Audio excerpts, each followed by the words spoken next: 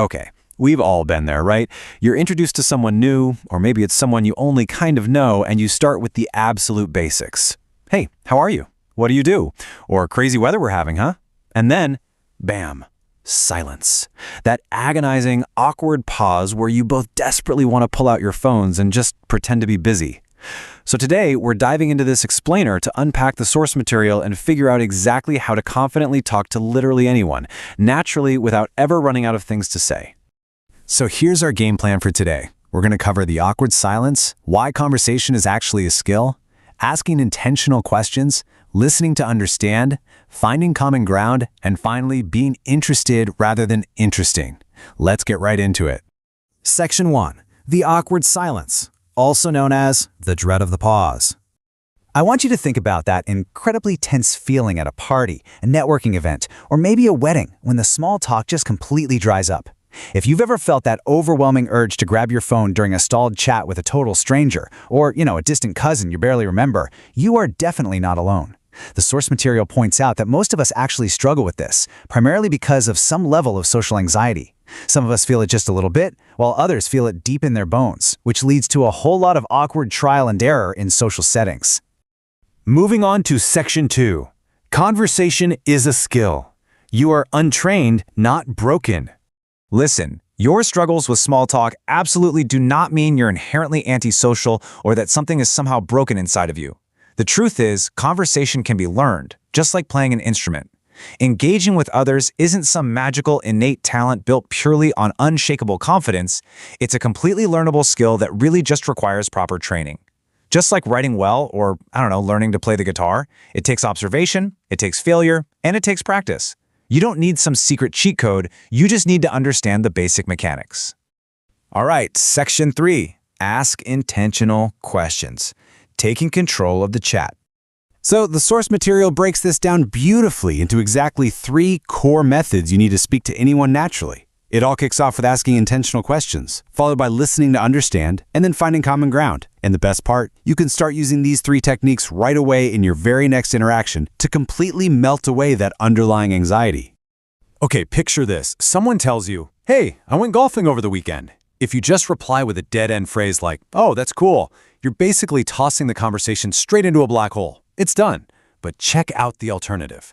If you intentionally ask, "Oh, do you play competitively?" Or maybe, "Where do you usually play?" You keep the whole thing alive. And here's the secret. Even if you couldn't care less about golf, asking this instantly gives you control of the flow and shows the other person you're genuinely interested.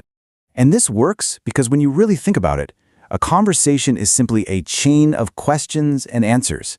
By asking the right questions, you seamlessly guide the interaction exactly where you want it to go. The person asking the questions is almost always the one in control. You're the one steering the ship here, rather than just nervously hoping the thing doesn't sink. Which brings us to Section 4. Listen to understand. It's more than just waiting to speak.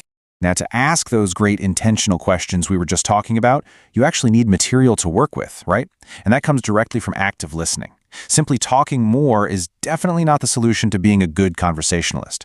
You really need to pay full, undivided attention to pick up on those little details, emotions, and subtle clues. If you're just standing there rehearsing your next clever line in your head, well, you aren't actually listening. And honestly, you're bound to completely miss the point and just blurt out something totally random. I love this because Stephen Covey absolutely hit the nail on the head when he noted, "Most people don't listen with the intent to understand, they listen with the intent to reply." Seriously, don't be that person who's only waiting for their turn to talk. The world has plenty of those already. When you give someone your genuine focused attention, they basically hand you the exact material you need for those intentional follow-up questions. It's not about having clever lines, it's just about real attention. Okay, Section 5. Find common ground. This is where the magic happens. Look, it's just human nature. We connect the fastest with people who share our interests or our values.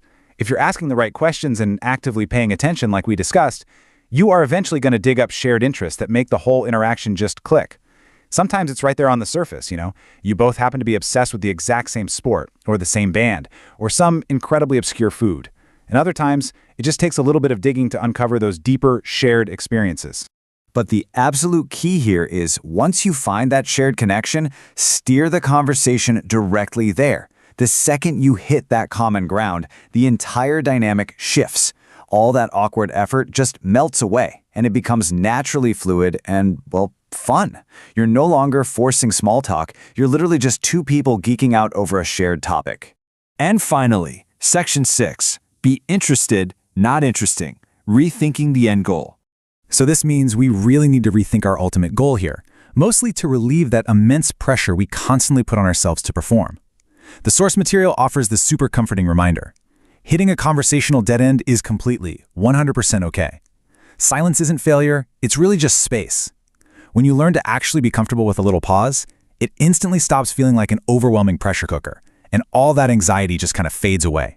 Ultimately, putting these 3 methods into practice proves that amazing conversations are built on curiosity, patience, and presence, not on having some crazy natural charm. By asking intentional questions, actively listening, and hunting for that common ground, you set yourself up for success every single time. Over time, you start to realize the goal isn't to dazzle everyone with how incredibly interesting you are. So as we wrap up this explainer, I really want to leave you with this one final thought to chew on. When you step out into the real world today, who are you going to focus on being genuinely interested in? Remember, conversation is just a skill you can master, one curious question at a time.